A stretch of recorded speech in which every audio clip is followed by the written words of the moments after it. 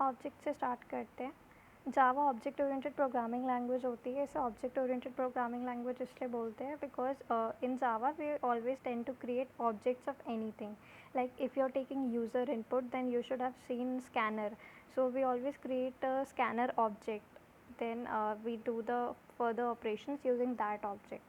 But one of the most asked interview question is that Java is not fully 100% object oriented programming language, and that is because Java also uses some primitive data types like integer and character and double, float. These are not objects. So Java is not fully object oriented programming language, but on some part mostly it is.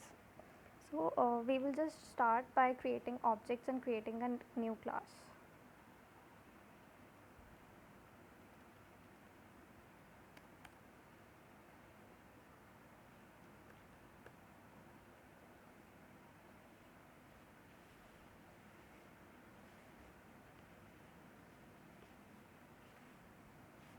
Class बनाने का I guess सबको class definition याद होगी। Class के लिए class keyword लिखेंगे। Then methods भी बताए थे, तो we will just create our own method. Like one thing that is common between all animals is that they eat, right? So I will just create a method which says void eat.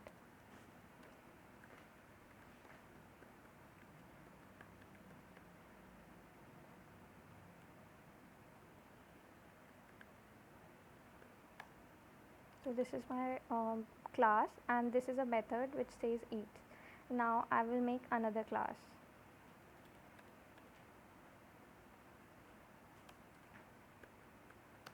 Let me say dog. Okay, so the first concept of object oriented programming is inheritance. What inheritance is? Inheritance means you acquire the properties of one class. Okay, the class जिसकी तुम properties acquire कर रहे हो, that is known as the super class, and the class जो inherit करती है, that is known as subclass. uh, when one object acquires all the properties and behaviors of a parent object, it is known as inheritance.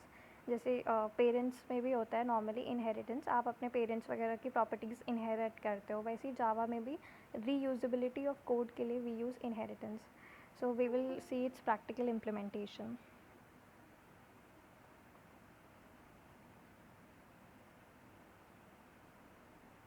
Okay, so how to do inheritance in Java?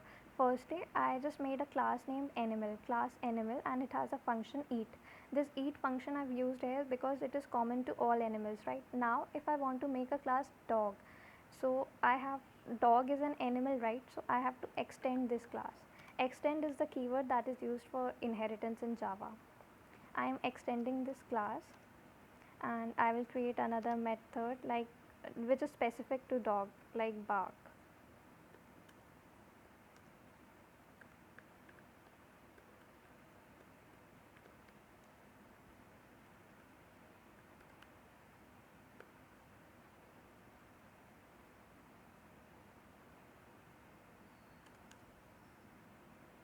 Okay, so now we have two classes.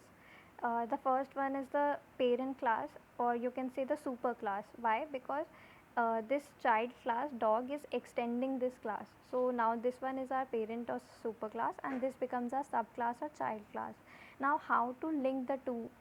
So for that we will create object. How to create an object? You will have to write the class name for which you are creating the object. It is dog. The object name, like I can have an object named obj. The new keyword is used to create an object, and then you have to call its constructor. This is how you create an object in Java. This line will create an object. Now how to use that object? I can use that object to call my functions, right? Because this function bark, it is not being called by anyone. So I will just write main function, and we have to do this inside the main function.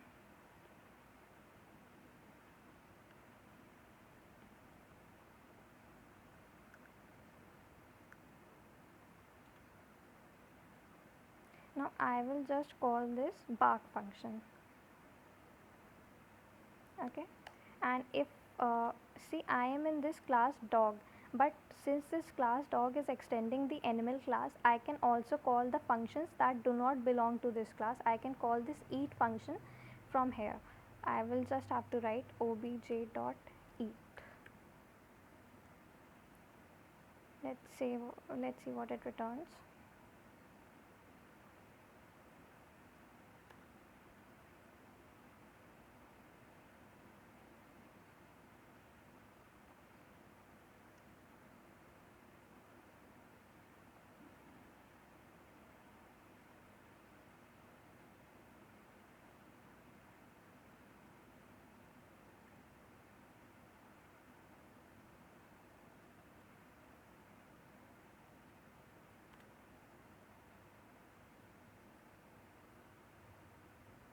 Okay, see, the output here is barking and eating.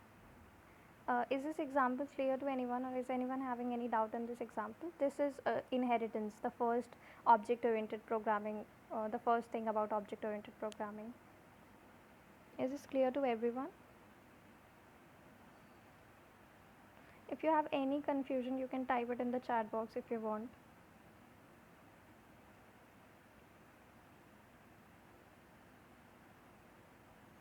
You can also unmute and I will just repeat that part of code in which you're having the confusion.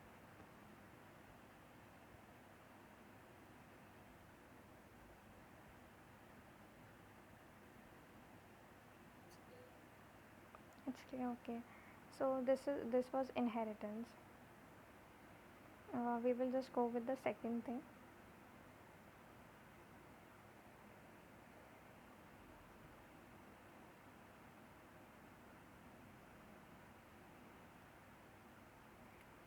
Okay, I will just use a keyword called super. You must have heard about super keyword. Super is a keyword which is used in inheritance. I will just show its use.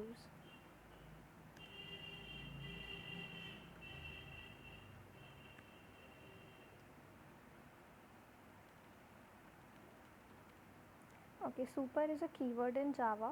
What it does is that if you are using it inside a class which is extending another class, then it will directly go to the super class and call its method that is listed here. So, can anyone tell what will be the output of this program?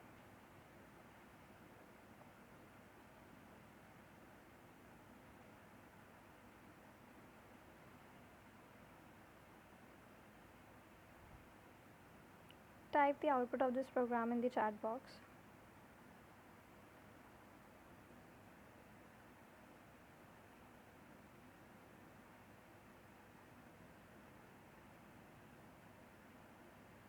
No, Shruti, barking is wrong.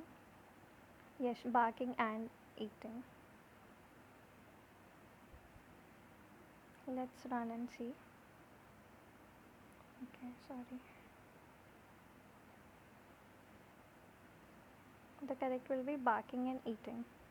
No, Shreyansh, it will not be eating barking.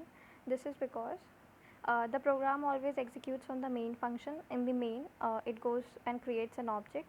Then it runs this bark function. From this bark, it comes here, and it first prints barking, and then it goes to the super.eat and prints eat.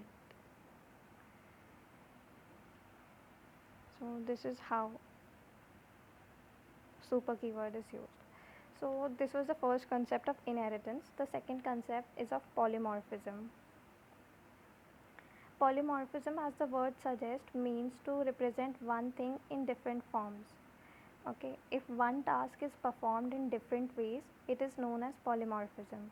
For example, to convince the customer directly or to draw something, for example, shape, triangle, rectangle, right? Polymorphism can be seen as there's a thing called shape, right? But shape can be depicted in many forms. It can be a triangle, it can be a rectangle, it can be a circle. So in Java, we use method overloading and method overriding to achieve polymorphism. These are the two concepts, method overloading and method overriding, which are used to achieve polymorphism. We will just implement these methods and see.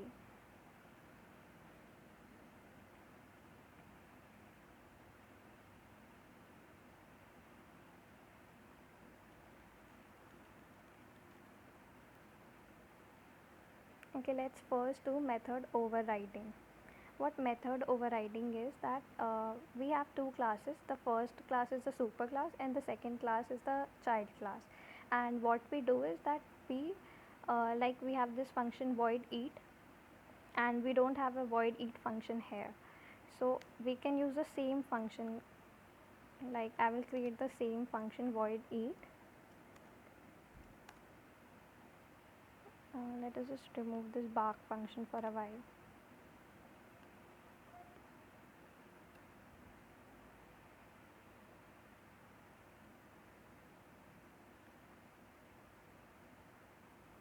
Okay. So this is the same function, but I am extending it and I am printing something more. Out dot print and then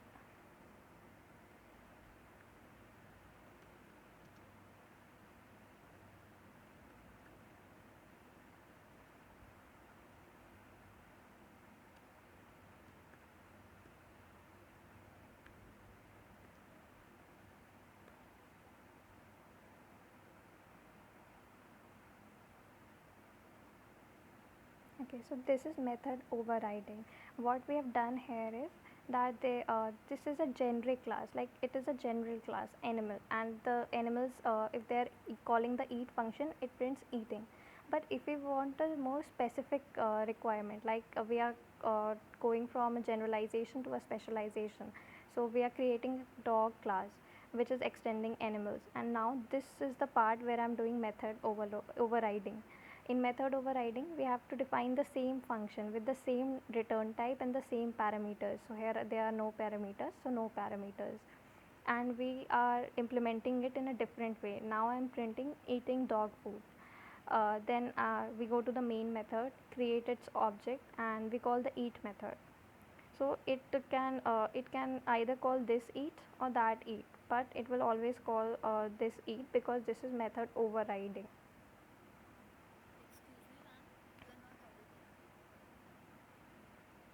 Okay, am I not audible to everyone?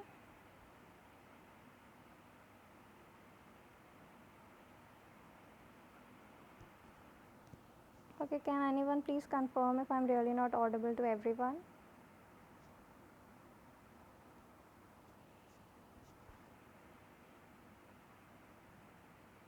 Am I audible now?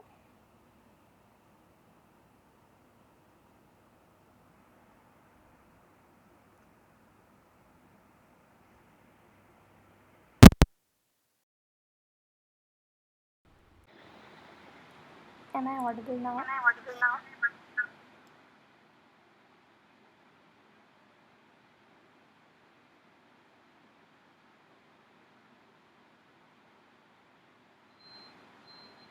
Please confirm in the chat box if I'm audible.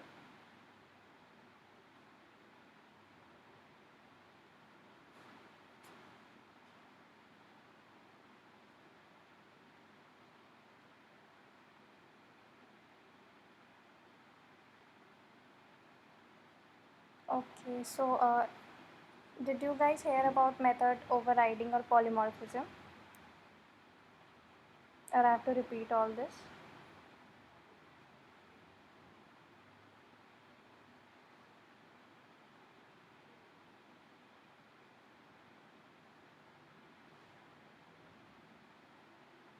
Okay, just please tell me if I have to repeat method overriding or polymorphism, or did you hear that part?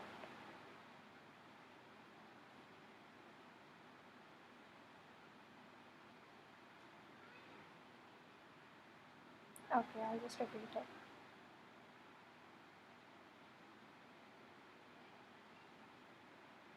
Polymorphism is a way in which you present represent one thing in different ways, right? Like there's a thing called shape. We can represent the shape in different ways, like it can be a triangle or rectangle or circle. So in Java, to implement polymorphism, we use method overloading and method overriding. So we will just implement these two methods. What is method overriding? Method overriding is the case where you uh, extend the same in case of inheritance.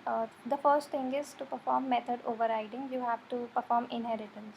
See here, this class animal, it is being inherited by this class dog, so I can perform method overriding here. This class animal is a little general, right? Animals, there are different type of animals and they can eat anything. But this class dog, it is not generic, it is specific to dogs.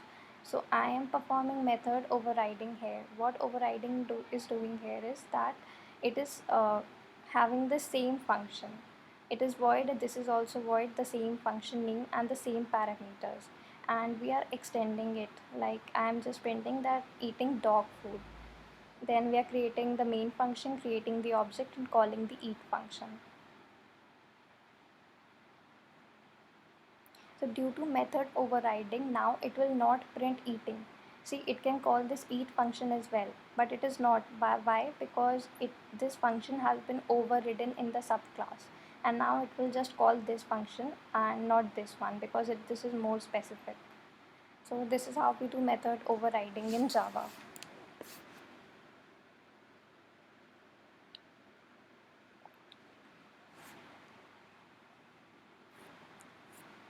Okay, moving ahead. If you guys have any doubt, you can just type it in the chat box. I'm moving ahead. After method overriding, we have another concept for polymorphism, that is method overloading. For method overloading, inheritance is not necessary, so we will just remove this part.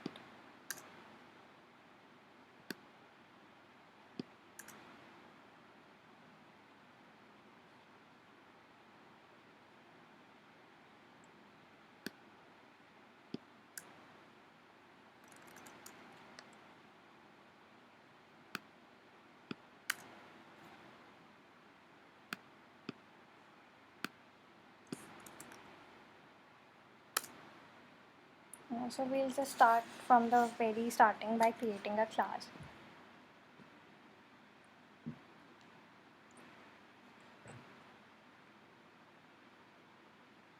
Okay, so let's name our class shape, and let's have a function called void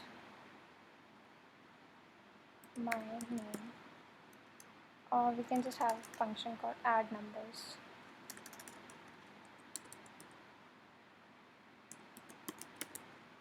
This is my class add numbers, which will add numbers.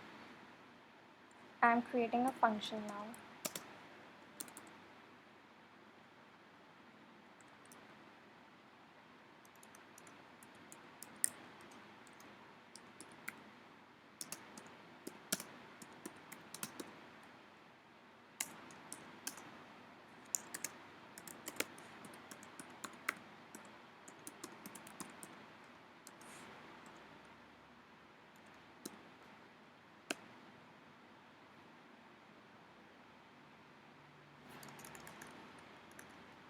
Okay, so this is just a class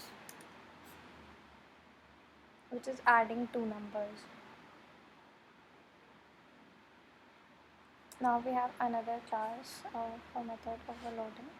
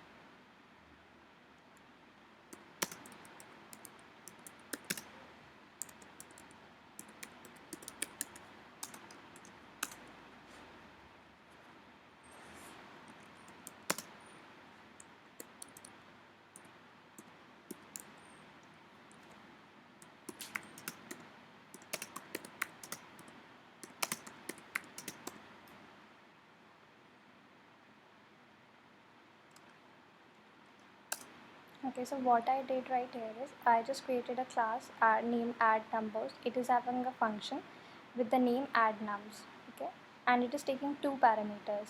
Now in another class which is extending the add numbers class, I am creating the same name function, right? The name is add nums once again. Both these names are same. The difference lies in the number of parameters. I'm taking 3 parameters here, but I'm only taking 2 parameters here.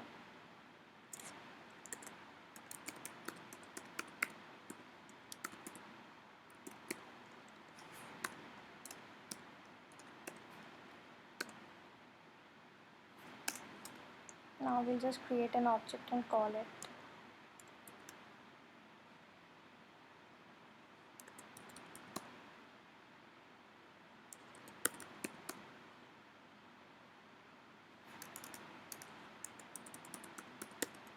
Okay, so this is the main part where the Java will differentiate between the two functions since they are having the same name. So how will Java compiler know which one to execute? So it will just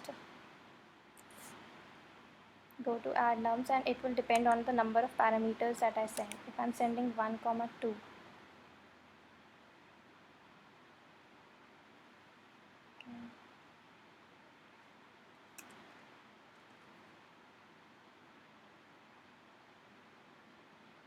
when I'm passing only 2 values, then this is going to this function and it is printing the value I plus j, that is 3.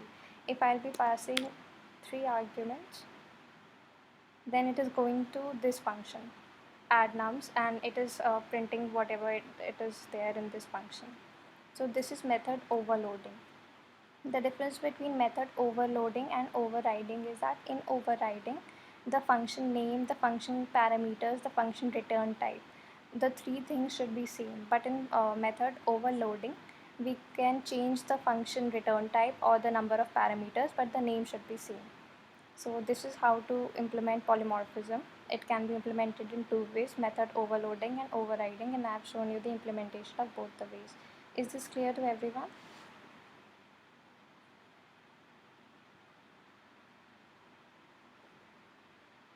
Yes, Khushi, you want to ask something?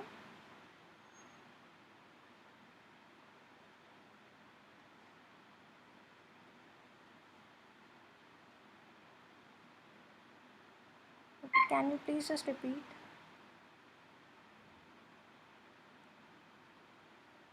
Okay.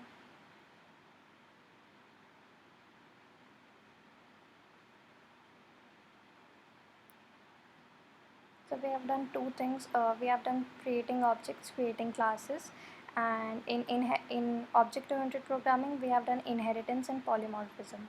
Now we are coming to abstraction.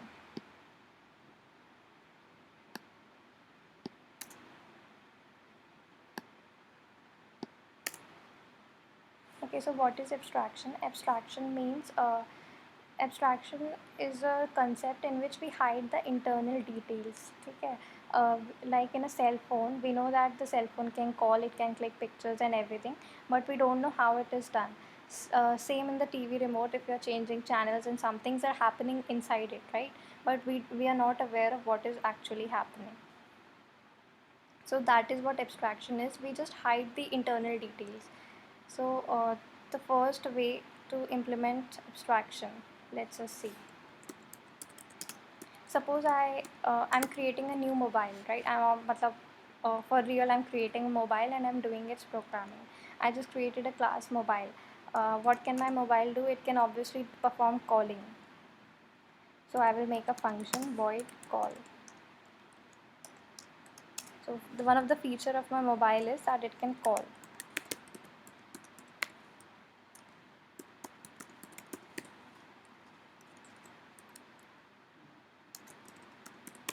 Okay, so this is a very basic feature, and I want to make a mobile that is not very common, right? And suppose I just want my phone to also work as a projector, right? Like if phones also work as a torch, this is a new feature that came in a few years back. So I just want to implement a function called projector, where my phone can be used as a projector, but I don't know how to implement this function. Like I'm still doing the research and I'm not aware of how to create this function. But I want this function to be there so that if other programmers are also working or other collaborators are also working on this, then they can know. So this is where abstraction comes.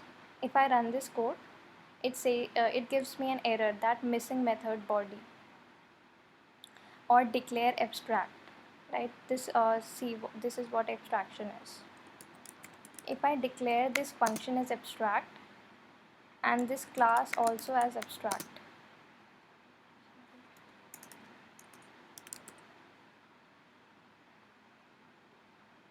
okay, just the main method is missing.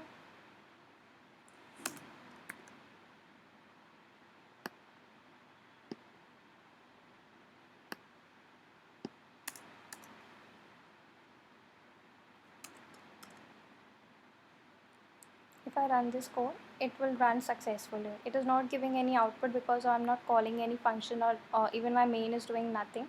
So it will just return it. But if I remove this abstract keyword, then it will give me an error. So this is how abstraction helps.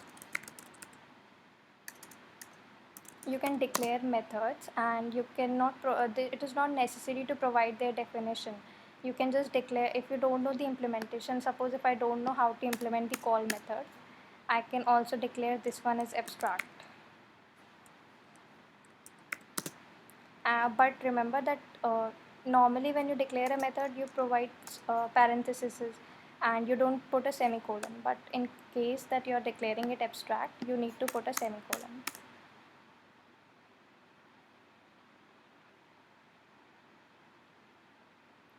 The class should also be abstract. See, now it is not giving any errors. So this is how encapsulation works. I'm sorry, it's not encapsulation, it's abstraction. Hiding internal details and showing the functionality is known as abstraction. This was the third thing, abstraction. It is also implemented with the use of interfaces. Like in polymorphism, we saw two ways that were method overloading and overriding.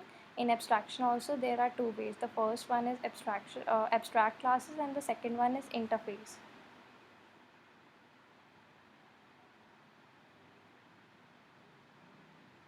The difference between abstract and interface is that if you declare it as interface, see, I'll just show you one thing.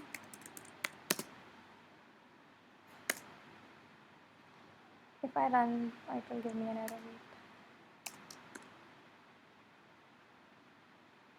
This is not giving any error, even when one of the function is not abstract. But in interfaces, all the functions should be abstract. If you declare all the functions abstract, then it is known as an interface.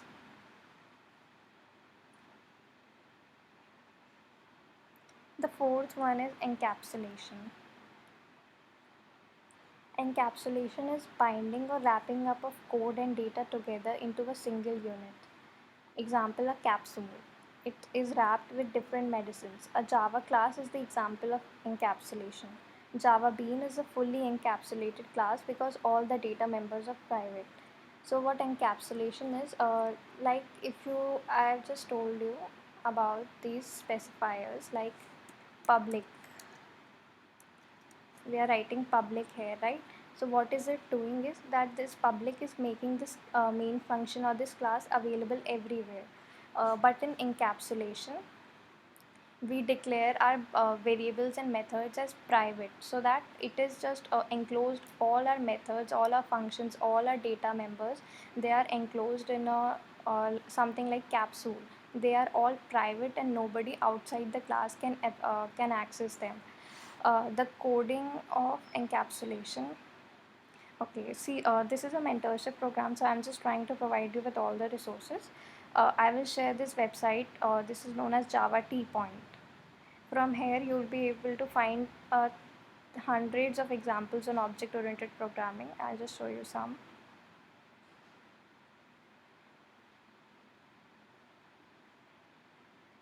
See, you're getting method overloading, overriding. You can just try all these methods.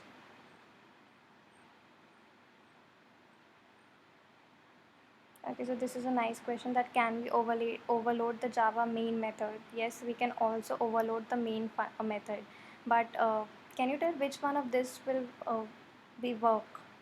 What will be the output of this program? If you have understood over method overloading, Anyone can type what will be the output of this program.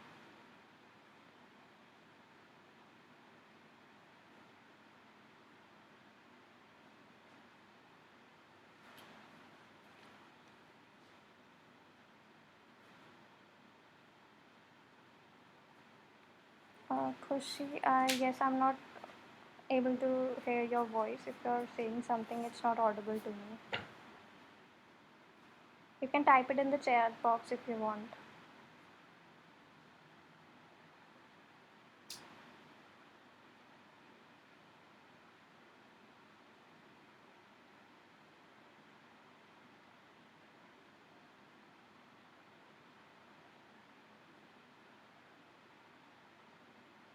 Yes, Khushi, the first one with string args. So the output, this will be main with string.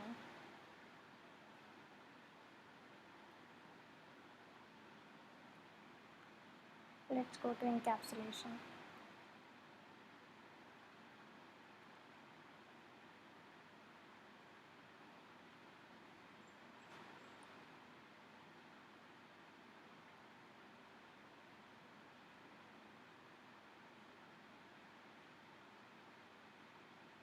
So encapsulation is in Java is a process of wrapping code and data together into a single unit, just like a capsule, as I told. And the one example of a fully encapsulated class is the Java Bean class. It is a very advanced level concept that if you are doing engineering, then you will face this concept in your third year. We have a subject like that. Let's see an example. See, we are having a public class student and the data member, like I'm having a variable called name, but it is private, and I'm having a function which says return name. So what are we doing here is that we are using getter and setter methods. What are getter and setter methods? Like in encapsulation, you declare all your variables as private so that nobody from outside the class can access them, and then use the getter or setter method. Getter setter method means any method which starts with get or has a keyword called get in it. So we are using get name, and here we are using set name. So whatever is happening inside this encapsulation, because this name is private and private variables are not accessible in any other class. So now this class is our encapsulated class. If we want to access it outside, we have to create an object, and then we can use this function set name or get name. But we cannot directly access its function and use objects to access this encapsulated class. So in the key points to remember in encapsulation is that you declare your variables as private, and to access the or to set the values, you have to use the functions like get and set. If you're you if suppose if I'm storing my age here, then I can use a get age or set age function.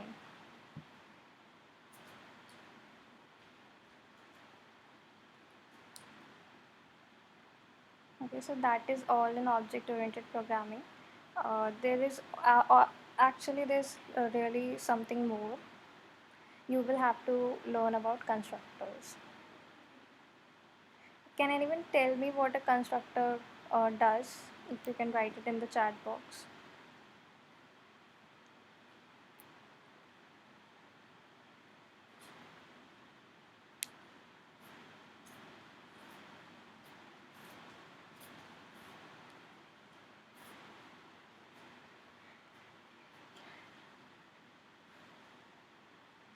Okay, constructor is used to initialize objects. Okay, I will just tell you what a constructor does. Constructor is the same as a function. Like in method overloading and overriding, we were having the same name, right?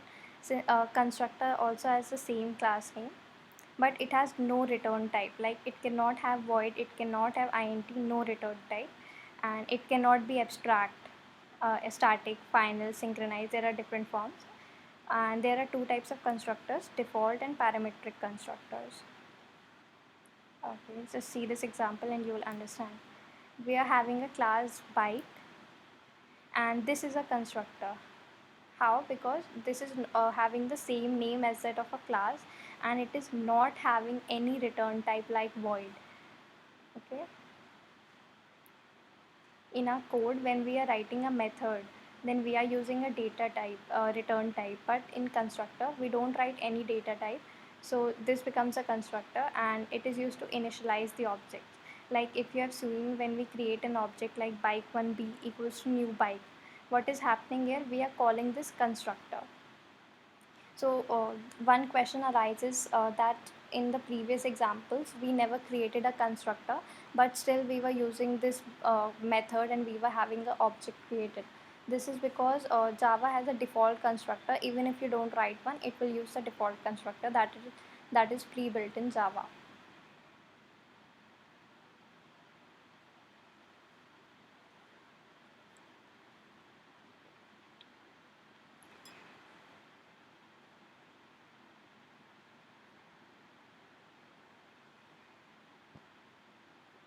Okay, so these were the 7 topics that we were required to cover: object classes, methods, and constructors, and the rest 4 are different implementations that we did.